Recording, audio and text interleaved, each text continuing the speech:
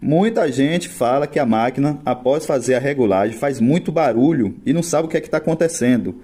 Antes de você fechar a sua chapa, antes de prender a sua serrilha, você precisa colocar a sua chapa para que ela venha ficar na posição correta e a sua serrilha, seus dentinhos não ficar raspando na lateral da chapa, como você está dando para ver. Se você apertar ela fora da chapa, antes de você colocar a sua chapa, que você achando que vai ter acesso mais fácil aqui nos parafusos, aí isso aí tá errado, tá, gente? Que às vezes você pode apertar ele nessa posição, ela pode estar nessa, ó. Observa que ela faz esse movimento.